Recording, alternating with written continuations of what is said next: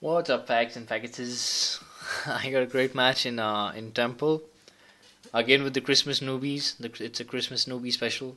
It's a Christmas newbie special series going on. I have two rampants in fort, one rampant in Temple, and I think one rampant in Sanctuary. So this is the Temple rampant, and I already decided that I'm gonna go for rampant this one because they were just, I mean, the newbies were just really bad. So I used a quick RPG, quick reload RPG thingy right there. The Power 9 Blind Fire, I just mentioned in the last game that the Power 9 Blind Fire is pretty awesome. That's what I used. Got a quick and easy triple right now. Okay, in this match I'm going to be talking about Fleetfoot. Not necessarily not the, how do I put it, not the booster Fleetfoot, but the mechanics of Fleetfoot. If anybody's been playing Uncharted 2, or Uncharted from Uncharted 2 multiplayer, they know pretty much what Fleetfoot is. It's basically strafing left to right and making sure that your reticule pretty much always stays on the opponent, and you make yourself a harder target. Well, you manage to kill your opponents. So that's what Fleetfoot is. Um, you're supposed to get so good at Fleetfoot, and everybody does. It's not just me or just one or two of my friends. Pretty much everyone else. I'm sure you've seen Dilly 15 in a lot of my games. You've seen Dilly 15. He's a great player. You've seen Praju 61. He's a really smart player. He's not actually played the game so much, but he's really smart. So he knows how to play pretty well.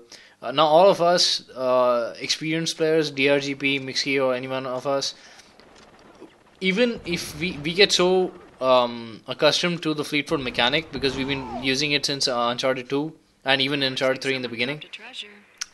If you see, or if we see an opponent who's just standing there or just sitting there, we just cannot just stand, press L1, press L1 and R1 and just kill him while standing.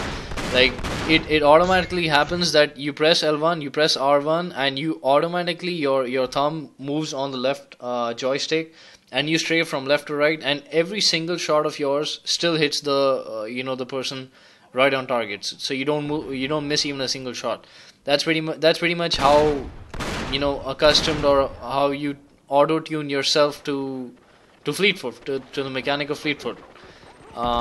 It becomes a part of your game. That's what I'm trying to explain to you. It should become a part of your game. You shouldn't have to consciously think about fleetfooting.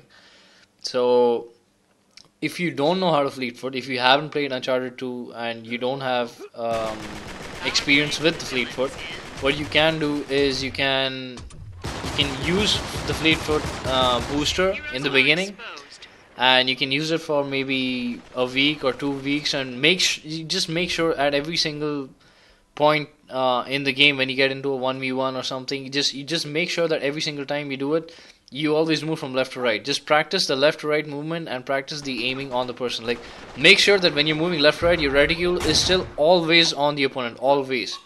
It doesn't matter if you miss the first few shots, if you suck in the beginning, because obviously you're learning a new mechanic, so you can't be good at it right off the bat.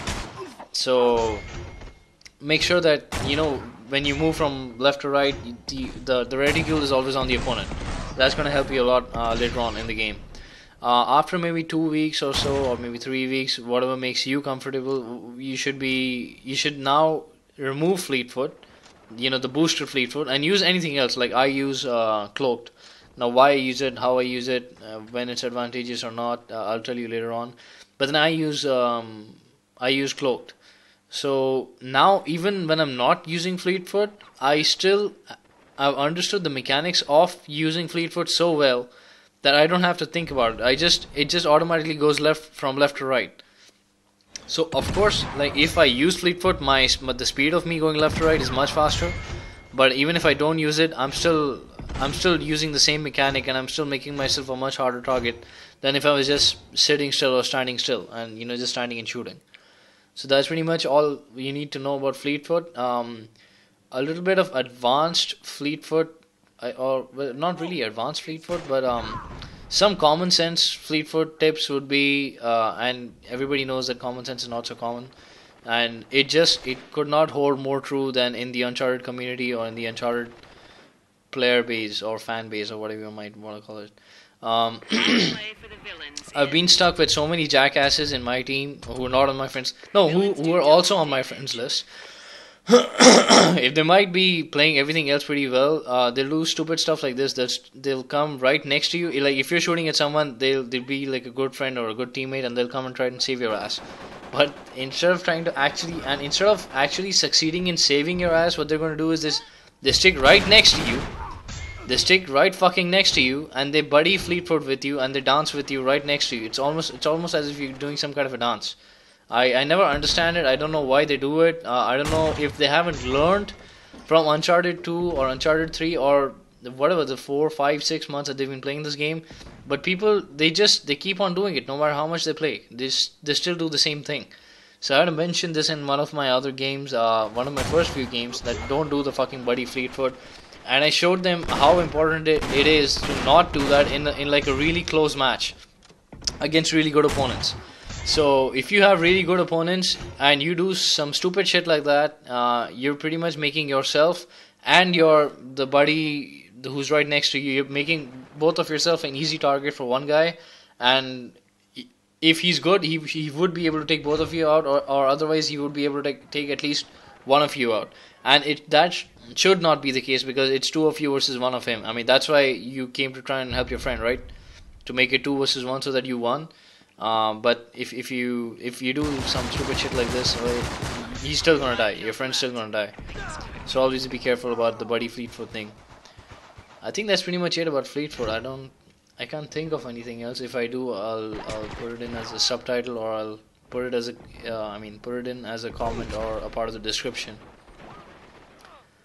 That's pretty much it. I think the booster fleet foot and the buddy fleet foot. And the one last thing that I could say is that even though fleet foot of course makes you a harder target and it makes a faster movement, by the time you learn the mechanics of fleet foot, you won't actually need to be using fleet foot as a booster all the time. Like, you'll be able to do without it pretty well.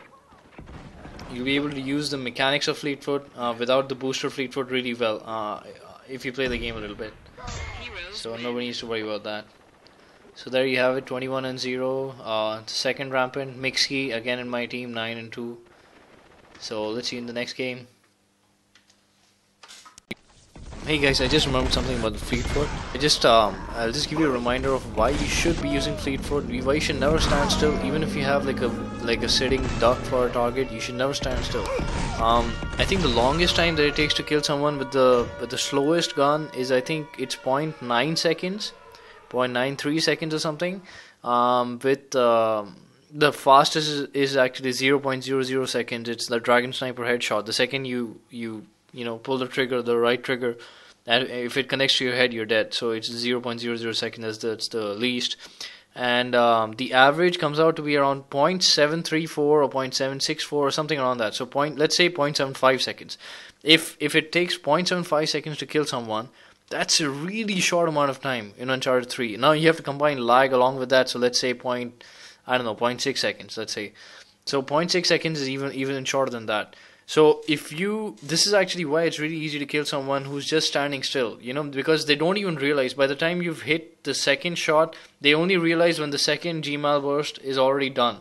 So they can't even move. So if they're already standing still, they're guaranteed they're gonna die. So if you don't stand still, and if you fleet foot while shooting at even someone else who's not fleet footing, it makes you a much harder target from behind or from the side or from anywhere else. Because if you stand still to shoot someone else who stands still, and it takes you 0.734 or like 1 second, and if somebody else sees you in the same time, well, you're pretty much a dead duck.